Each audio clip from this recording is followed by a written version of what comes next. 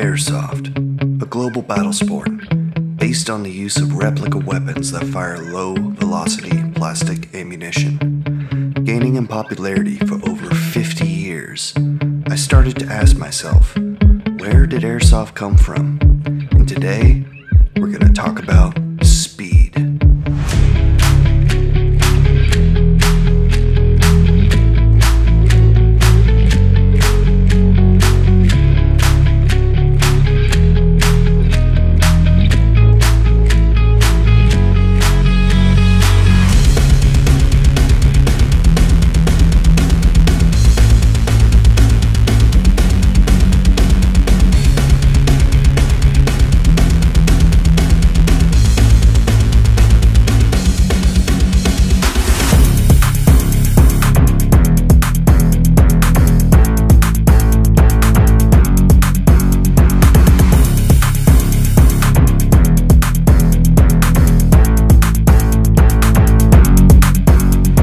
Now, when most people think of speed and airsoft, they conjure images of someone in a dye mask rocking some very stylish knee-high socks.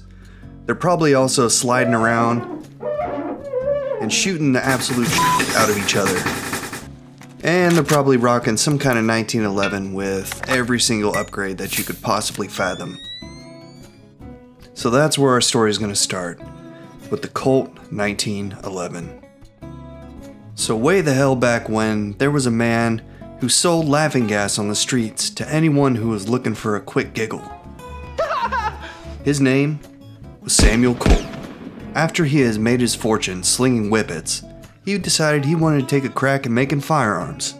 So he made the fastest gun in the West, the Colt Repeating Revolver.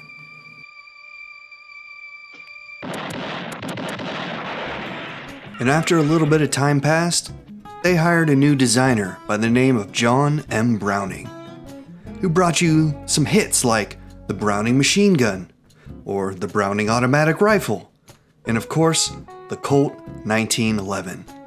And he started out with this design right here, which is really weird, but you can see how we went from this to what we recognize now as the Colt 45, the longest serving military pistol in history, which started its service in World War I and is still used even today by some special military groups.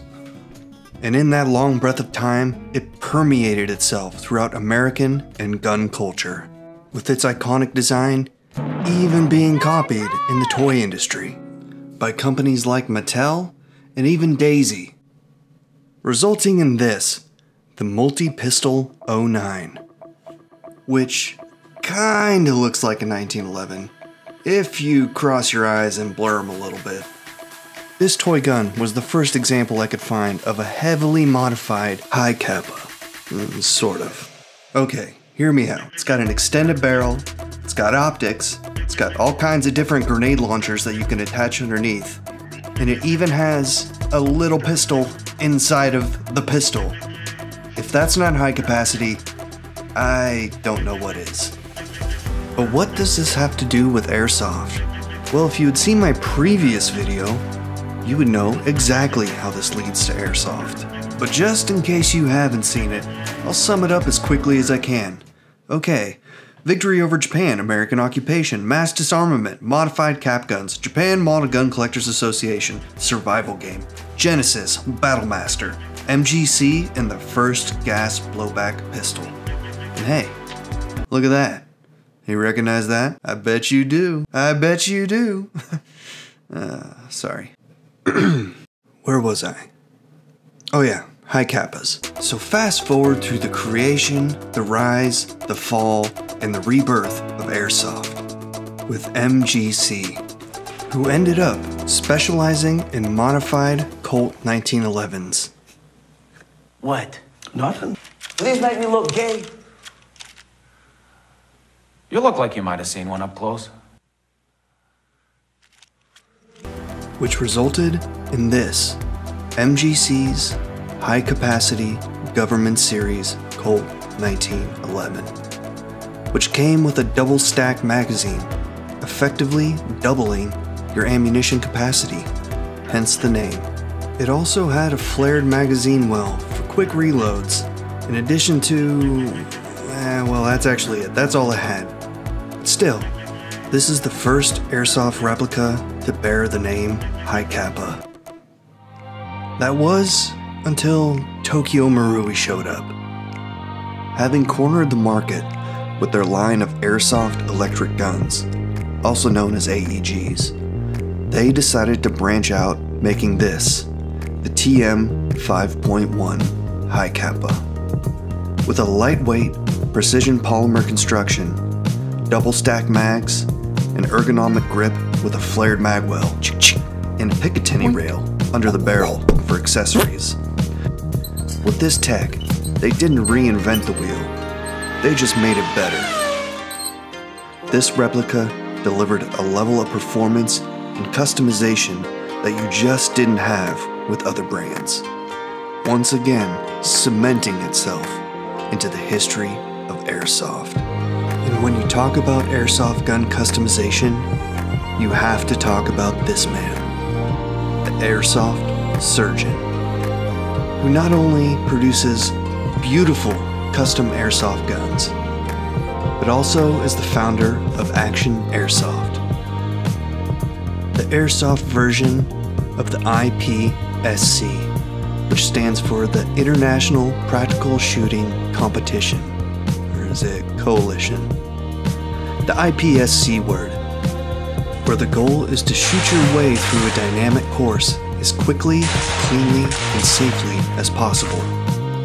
With specialized lightweight equipment focusing on speed and precision, this fast-paced sport welcomes all competitors of any age, creed, or color, and is just a great place to learn how to safely handle firearms. Confederation, that's the C word. Anyways. And meanwhile in Southern California, where everyone wears Birkenstocks and surfs to work, a bunch of tryhards got tired of absolutely kicking the shit out of a bunch of rentals on a field. So they decided to band together and start their own league. A league called Speed QB. Heavily inspired by professional paintball. A typical match makeup consists of 2 5-man teams fighting over point control, or whoever eliminates the other team first. In the early 2010s, the first real competition was held for Speed QB at Tac City, the match being between the 2 original teams, Tac Force versus SWAT. Using such tactics as crossing the 50, snap shooting, slicing the pie, and of course, the slide. Resulting in a fast-paced, high-intensity, competitive match that Airsoft had never had before, helping this hobby known as Airsoft become a competitive sport. In the comments of a previous video, I had one subscriber ask what was the standard choice weapon for speedsofters before the Hi-Capa and the M4. And the truth is, the Hi-Capa was always the preferred weapon, and it probably always will be for certain roles on the team at least. With its compact design, lightweight, and near infinite upgradability, it just made it ideal. But the truth is, you could use any airsoft gun in the competition, as long as it's compact and shoots about 40 rounds per second. Some prefer a P90, others an M4, but today, the weapon of choice is the G&G SSG-1, better known as that fucking bullshit speedsoft gun. Now, in addition to being probably the most hated gun on the market, it is the most OP airsoft gun, hands down, no comparison. With its entire design being based around Speed QB, with an adjustable stock, potential double trigger, integrated flash hider, and an extremely high cyclical rate, and a compact adjustable design, it was built for one purpose: to shoot the fucking shit out of everyone. And that is where today's story ends.